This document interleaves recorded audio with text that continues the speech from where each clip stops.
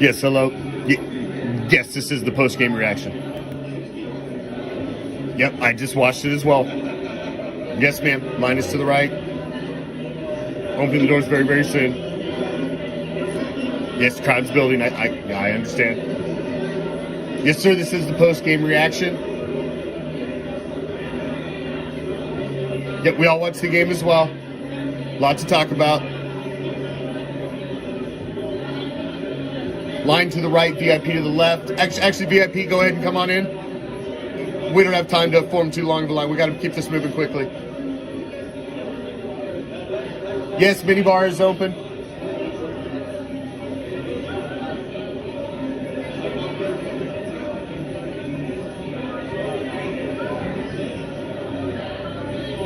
We have loosened up the smoking restrictions, yes, sir. You can enjoy that in the lounge in the back.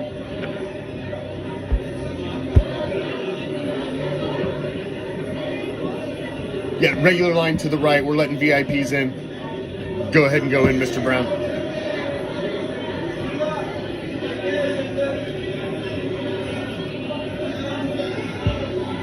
Yes, this is the post-game reaction.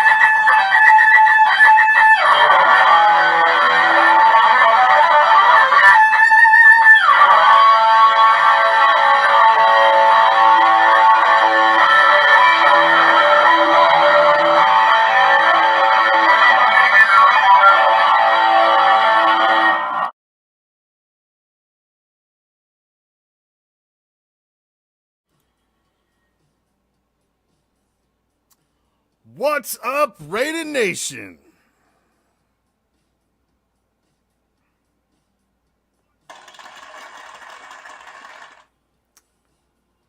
I am the Commish. I just watched it. You just watched it. This is your immediate Week 5 post-game reaction. Say it with me. Say it at the top of your lungs. I don't give a fuck what time zone you're in. I don't care how late it is. Defense. Defense. My God, to see a fucking defense close it out.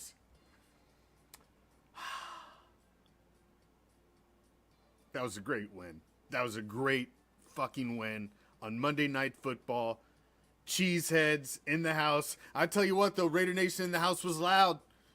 Raider Nation in the house was loud when they needed to be loud. It sounded like a home field.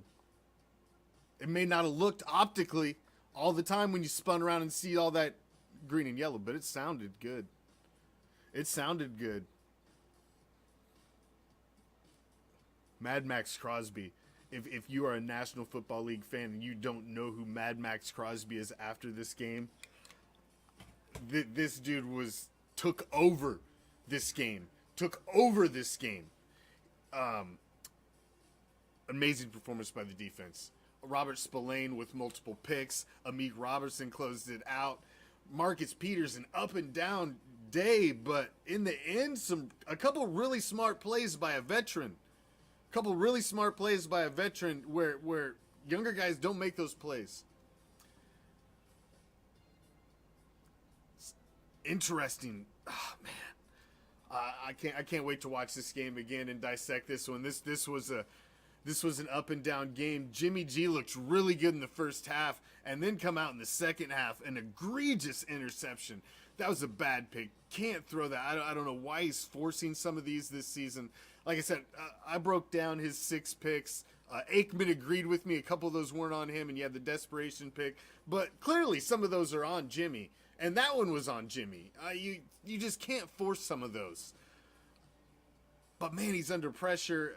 I gotta look at this one. I gotta look at this one a little more critical. I want to see the coach's tape on this. I won't have it before tomorrow's show, but I will be able to watch the game again. But man, that's a great win right there. That keeps your season alive.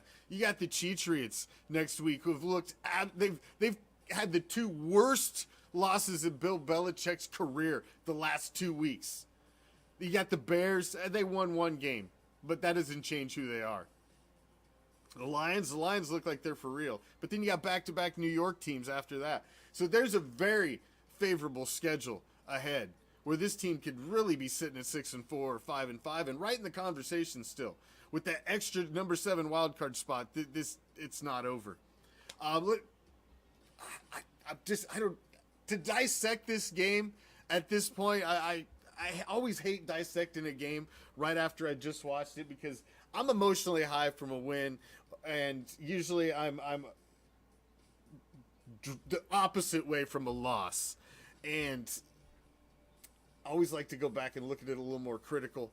But right now, I feel good about that win. Special teams left some points out on the board that really could have made this. The stupid coach with the stupid play call. I think you hand the ball. You don't kick it. I think you hand the ball and you put that game away. You gotta fucking step on the throat. I don't know how many times I've said that. You got to step on the throat at the end of games. I think you gave them an out there at the end, that you did an opportunity at the end that they didn't need to have. But as a whole, it was a great win. This is a good win. This was a must-win week as far as I was concerned for Monday Night Football. Because if you go to 1-4 in this division, you have no traction in division. Everybody's around the country's talking shit about you. The fan base is infighting, and it's just a shit show for Raider Nation and the fan base and the franchise as a whole. So this was a big win. This was a big win for fan base morale to be able to fucking have the world watching on Monday Night Football. Everybody else has played their fucking games. So all the fans are watching on Monday night, their fantasy implications, everybody's watching. Not just Raiders and Packer fans. And so for your team to come out and show out and walk away and not be the fucking butt of the jokes on Tuesday morning, that's a nice fucking thing. And that means something to your fan base. Some of these wins throughout the season, just your fan base needs the wins more than anything. Damn. I don't think Raider Nation could have stood for a 1-4 start. There'd have been a fucking lynch mob for fucking Jimmy G. They've been stringing him up fucking right out in front of the fountains. Down on the strip. It wouldn't be good. Now we can just settle in. Enjoy the rest of our Monday. Kick back, have your little celebratory adult treat. Enjoy it, Raider Nation. We get to wake up. We get Victory Tuesday. Victory Tuesday. You don't always get Victory Tuesday. Raider Nation used to get Victory Tuesday a lot. Raider Nation used to own Monday Night Football. Maybe we will again. Maybe we will again. I think the team won this one in spite of the coach. Because I think that was a bonehead call at the end to kick it. Dude, he'd already had one blocked. They'd already been getting pressure. You could tell it just wasn't his day. And it's over 50. And then you're giving them the fucking short field. You just don't make that call. I mean, that's Bush League, man. I wouldn't do that in fucking Madden. You know, that's just a Bush League call. Especially when you got what you got and you've seen what your running game had been doing in the second half. You go for that yard. You go for that yard. I would rather give the opportunity for Josh in the running game to get that yard than I would for Carlson to hit the 50-plus. I think your percentages were better. I think the coach just, he needs to get out of the way sometimes, man. Quit overthinking it. This isn't a fucking, it's not a complicated game. Sometimes you just got to keep it simple, man. It's beautiful and violent in its simplicity. And sometimes adding all the fucking bells and whistles and throwing up all the extra hurdles and shit to just make things more difficult for your team isn't always beneficial. Sometimes just keep it simple. Simple violence works sometimes. Simple violence works. Defense, Amik Robertson closing the game out. I mean, to have a closeout pick like that doesn't happen very often. To have 3 interceptions in a game for Raider Nation, that doesn't happen very often. And Mad Max Crosby out there looking like a generational motherfucking talent on defense, just announced himself to the world. If you didn't know who Mad Max was after this fucking Monday night game, you know exactly who the fuck he is. It's all about the fucking defense tonight. It was all about the defense. And the quarterback didn't look the best in the second half. But he didn't get in the way of the victory. And it's a good win. We'll break it down. We'll talk about it more tomorrow night on the Raider Nation Report. Until then, enjoy your Tuesday, your Victory Tuesday, Raider Nation. I'm out. Peace, love, Raider Nation.